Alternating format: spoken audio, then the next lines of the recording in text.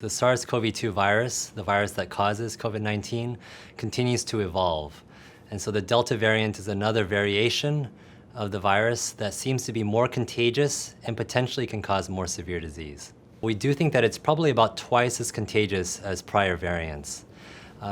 Scientists don't fully understand why it's more contagious, but I think part of it probably is because it causes more virus to be replicating in people who are infected. So vaccines are still very effective against the Delta variant and to most of the variants that are circulating in our community. Vaccines prevent infection. They also prevent severe illness, such as hospitalizations and deaths. There is some evidence that suggests that the Delta variant may cause more severe disease, but it's still inconclusive at this time. What we can say is, in countries where vaccination has been very widespread, the relative proportion of deaths has actually been quite reasonably low. And so it just lends evidence to the idea that the vaccinations are working and are saving lives. With people getting infected, at some point the population will achieve herd immunity, but it's just unclear whether we're going to do it the easy way with vaccines or the harder way with natural infection. And I'm hoping most people will choose vaccination.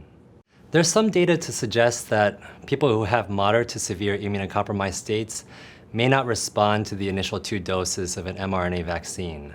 And so the FDA and the CDC have made recommendations to allow for a 3rd dose in hopes of increasing vaccine effectiveness in this population.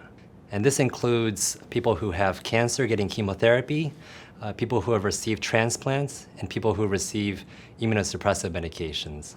Well, it's hoped that for vulnerable populations, particularly the immunosuppressed population, that a 3rd dose will keep people from getting sick, ultimately getting hospitalized or even dying. But it's important to note that patients who have baseline immunocompromised states may not respond to that 3rd dose and still need to practice precautions against COVID-19. In terms of safety of a 3rd dose, we believe that the safety of the first 2 doses has already been well studied. And so there's ample evidence from millions of patients who have received the first 2 doses that these vaccines are highly effective and highly safe. And so the safety of a 3rd dose, we think, would fall in line with what we've had before. Some people might wonder, if people need a booster vaccine, does that mean that the vaccine is not effective in the first place? And I think the answer is, well, we know that the vaccines are effective, but that there is increasing evidence to show that the effectiveness might wane over time. And so for people who are vulnerable, especially the older persons or people with comorbidities, there is interest now in thinking about booster vaccines.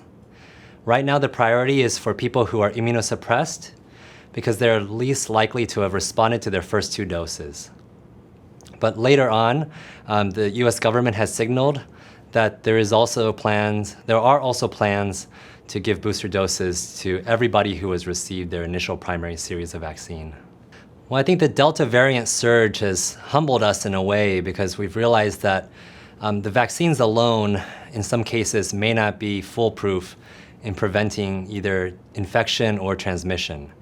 And so in those situations where the community rates of transmission are high, we realize that it takes more than just vaccines. Sometimes it takes other layers of protection, such as wearing face masks during indoor activities. A common question is, when will indoor masking go away? And I think this really depends on just the risk of COVID-19 virus circulating in our community.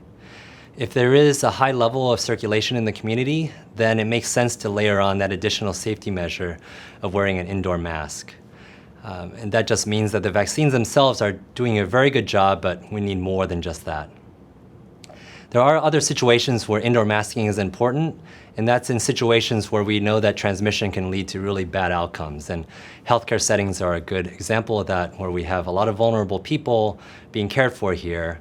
And so indoor masking is likely going to stay for a while in healthcare settings.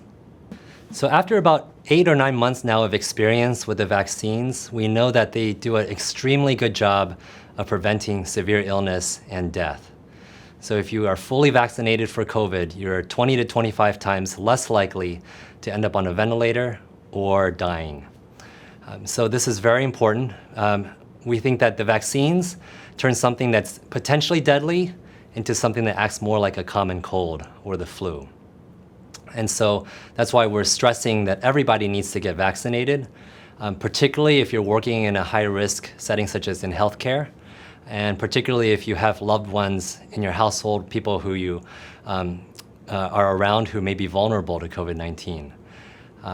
This is something that we can all do together for ourselves and for our loved ones and for our fellow people in the community.